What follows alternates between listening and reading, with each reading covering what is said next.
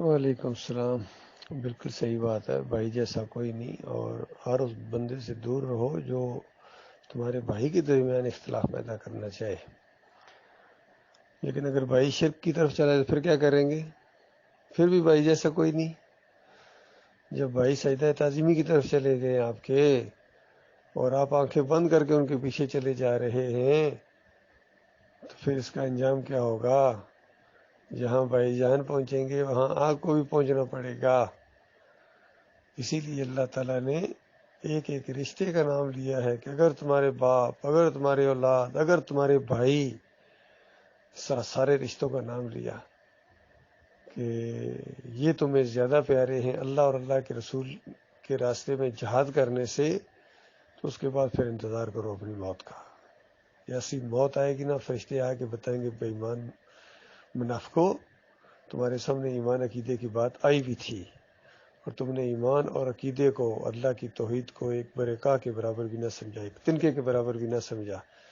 تمہیں بھائی زیادہ پیارا تھا، تمہیں امیر زیادہ پیارا تھا، تمہیں اپنی مسجد زیادہ پیاری تھی، ایمان سے زیادہ وہ پیاری تھی، بس گھر بار زیادہ پیارے تھے، جماعت زیادہ پیاری تھی۔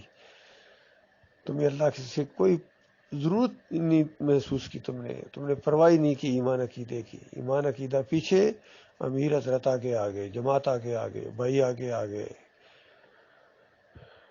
آپ ہی کی جماعت کا ایک آدمی ہے، ڈاکٹر عمر خطاب کا بیٹا، اس کی خبر پہنچی تھی، کہتا ہے میں اب سجدہ، اللہ کے سجدے کی طرف کیسے آؤں، کیونکہ اللہ، یعنی میں مفہوم اس کا بیان کر رہا ہوں، اس کی بات کا مطلب یہ تھا کہ میں اگر اللہ کے سجدے کی طرف آ گیا، ڈاکٹر عثمانی رحمۃ اللہ علیہ کا ہم عقیدہ بن گیا، تو اس کے بعد یہ محمد حنیف سے مجھے نہیں چھوڑے گا، اور یہ جماعت والے مجھے اپنے اندر سے نکال دیں گے۔ تو ظاہر بات ہے میرے کتنے بھائی ہیں وہ بھی میرا جنازہ نہیں پڑھیں گے، نہ محمد حنیف کی جماعت جنازہ پڑھے گی، تو پھر ظاہر بات ہے میرے بھائی جماعت کے ساتھ چمٹے ہوئے ہیں، وہ بھی میرا جنازہ نہیں پڑھیں گے۔ تو میں نہیں چاہتا ہوں کہ میرے بھائی میرا جنازہ نہ پڑھیں۔ باقی اللہ جہنم میں ان کو پھینک دے کوئی مسئلہ نہیں ہے، اللہ تعالیٰ جنت سے محروم کر دے ان کو، کوئی مسئلہ نہیں ہے، لیکن بھائی اگر جنازہ نہیں پڑھیں گے تو پھر پتہ نہیں کیا ہو جائے گا۔ یہ مومن کی سوچ نہیں ہوتی ہے، یاد رکھیے۔ مومن کی سوچ یہ ہے کہ وہ ایمان کو پکڑ لیتا ہے، اس کے بعد لوگ دھمکیاں دیتے ہیں کہ ہم تمہارا جنازہ نہیں پڑھیں گے، ہم یہ نہیں، وہ کہتا ہے نہ پڑھنا تم، نہ پڑھنا تم۔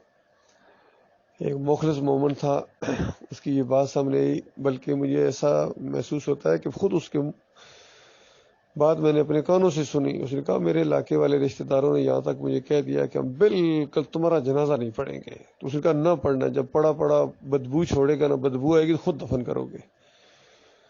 تو یہ حال ہے جب اس انداز سے انسان ایک تہیہ کر لے کہ مجھے کسی کی پرواہ نہیں ہے، جنازہ پڑھو، اللہ تعالیٰ تمہارے جنازے پڑھنے کا محتاج ہے۔ وہ مخلص مومن جس کا ایمان کی وجہ سے دوسرے جنازہ نہیں پڑھیں گے، مالک اور زیادہ نوازے گا اس کو، اور زیادہ، کہ یہ بندہ دیو عالم سے خفا میرے لیے تھا، اس کا جنازہ کیوں نہیں پڑھا گیا؟ میری وجہ سے، میری دشمنی کی وجہ سے ان مشرکوں نے، منافقوں نے، اور مشرک منافق نہیں بھی پڑھیں گے تب کیا مسئلہ ہے، تب ان کی تو ضرورت ہی نہیں ہے۔ ہم تو کئی دفعہ پہلے اعلان کرتے بھائی منو تم مت آنا، تمہارے آنے کی کوئی ضرورت نہیں ہے، اس مومنوں کے گروہ کو بیچ میں آ کے پلیت مت کرنا۔ لیکن مشرک کوئی ڈیٹ ہوتا ہے، دنیا دار ہوتا ہے، کئی دفعہ وہ پتہ ہے یہ ہمارا نہیں پڑھتے، لیکن پھر وہ پڑھنے کے لیے چلا جاتا ہے، تو اس کی اپنی مرضی، ہم منع تو نہیں کر سکتے کسی کو۔ لیکن اصل جنازہ وہ ہے جو مومن پڑھتے ہیں۔ مومن جب اللہ تعالیٰ سے دعا استغفار کرتے ہیں کہ میرے مالک اس ہمارے مومن بھائی کو معاف کر دے، تو اللہ تعالیٰ کی رحمت جوش میں آتی ہے۔ یہ چیز ہے اللہ کے بندوں۔